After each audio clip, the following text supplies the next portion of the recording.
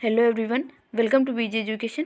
तो फ्रेंड्स, आज एक बार फिर से हम लोग हिंदी की क्लास करेंगे। हिंदी की क्लास में आज हम लोग पढ़ेंगे सर्वनाम के बारे में। इसके पहले पार्ट में मैंने आपको संज्ञा के बारे में डिटेल से डिस्कस किया हुआ है। यदि आपने वो वीडियो ना देखा हो तो आप चैनल की प्लेलिस्ट में जाकर उसे देख सकते हैं। ठीक है, चलिए आज हम लोग बात कर लेते हैं सर्वनाम हमारा क्या होता है। सबसे पहले हम देख लेते हैं सर्वनाम की डेफिनेशन क्या होती है। तो सर्वनाम शब्द सर्व प्लस नाम से मिलकर बना हुआ है। सर्व का अर्थ होता है सब और नाम का अर्थ क्या होता है संज्ञा। तो आप अपनी भाषा में इस प्रकार भी इसे समझ सकते हैं कि जो शब्द संज्ञा के स्थान पे प्रयुक्त होते हैं वो हमारे क्या कहलाते हैं, वो हमारे कहलाते हैं सर्वनाम। जैसे कि मैं, तुम, यह, वह आदि। ठीक है, अब हम देख लेते हैं सर्वनाम के भेद कितने होते हैं। तो सर्वनाम के कुल 6 भेद होते हैं। कौन कौन से होते हैं? सबसे पहला होता है हमारा पुरुषवाचक सर्वनाम, निजवाचक सर्वनाम, प्रश्नवाचक सर्वनाम, संबंधवाचक सर्वनाम, निश्चयवाचक सर्वनाम, अनिश्चयवाचक सर्वनाम। चलिए इसके बारे में हम डिटेल से पढ़ लेते हैं। तो सबसे पहला हमारा आता है पुरुषवाचक सर्वनाम। तो पुरुषवाचक सर्वनाम में क्या आ जाएगा? वक्ता, श्रोता, अन्य का बोध कराने वाला सर्वनाम जो होता है हमारा, वो कौन सा सर्वनाम होगा? वो होता है हमारा पुरुषवाचक सर्वनाम। ठीक है, अब इसके भी 3 भागों में इसको भी डिवाइड कर लिया जाता है, या इसमें भी 3 टाइप बन जाते हैं। वो कैसे बन जाते हैं चलिए देख लेते हैं। तो सबसे पहले इसमें आ जाएगा आपका उत्तम पुरुष। ठीक है, उसके बाद नेक्स्ट वन हमारा आ जाता है मध्यम पुरुष, और थर्ड वन आता है हमारा अन्य पुरुष। अब देख लीजिए ये क्या होते हैं। तो इसके लिए आप ऐसे समझ सकते हैं, मैं उत्तम, तू मध्यम, बाकी जितने आएंगे वो सब किस में आएंगे? अन्य पुरुष में। मैं उत्तम, तू मध्यम, बाकी सब प्रथम। ठीक है, मैं उत्तम, तू मध्यम, बाकी सब प्रथम या अन्य पुरुष में आ जाएंगे।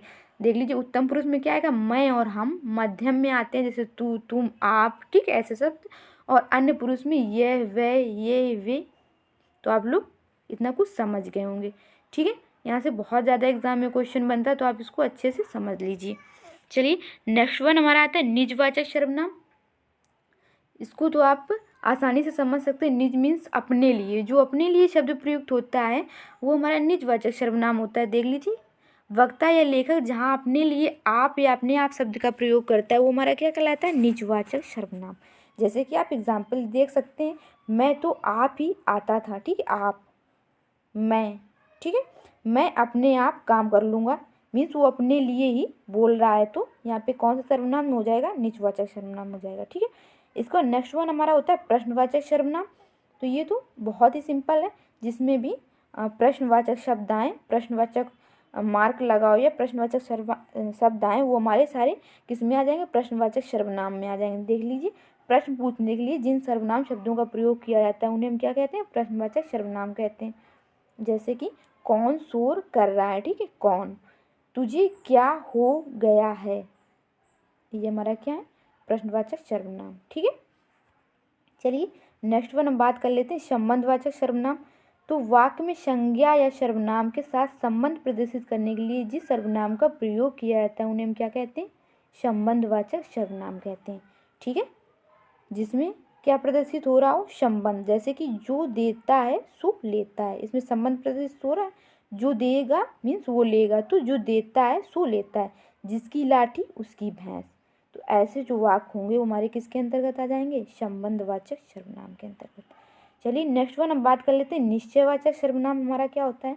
तो जिन सर्वनाम शब्दों से किसी निश्चित वस्तु का बोध होता है, ठीक है, निश्चित वस्तु का, उसे हम क्या कहते हैं? निश्चयवाचक सर्वनाम कहते हैं। जैसे यह, वह, ये, वे, ये हमारे किसके अंतर्गत आ जाएंगे? निश्चयवाचक सर्वनाम के अंतर्गत। ये उपयोगी साधन है। ठीक, वे अच्छे लोग नहीं हैं। चलिए लास्ट वन हमारा बचता है अनिश्चयवाचक सर्वनाम। तो जिन सर्वनाम शब्दों से किसी निश्चित वस्तु का बोध ना हो उन्हें हम क्या कहते हैं? अनिश्चयवाचक सर्वनाम का। जैसे कोई आ रहा है, वे कुछ लाया है। कोई पता नहीं कौन आ रहा है, तो कोई आ रहा है, तो इसमें कोई निश्चित तो है नहीं कौन आ रहा है, तो ये हमारा क्या हो जाएगा? अनिश्चयवाचक सर्वनाम। फ्रेंड्स यहाँ से भी एग्जाम में बहुत ज़्यादा क्वेश्चन बनता है, तो आप लोग इसको भी अच्छे से समझ लीजिए। चलिए आज की क्लास यहीं से समाप्त करते हैं। यदि वीडियो पसंद आई हो तो वीडियो को लाइक कर दीजिए, अपने फ्रेंड्स के साथ शेयर भी कर दीजिए, और यदि चैनल को पहली बार विजिट कर रहे हैं चैनल को सब्सक्राइब भी कर लीजिए। मिलते हैं नेक्स्ट क्लास में। Thanks for watching.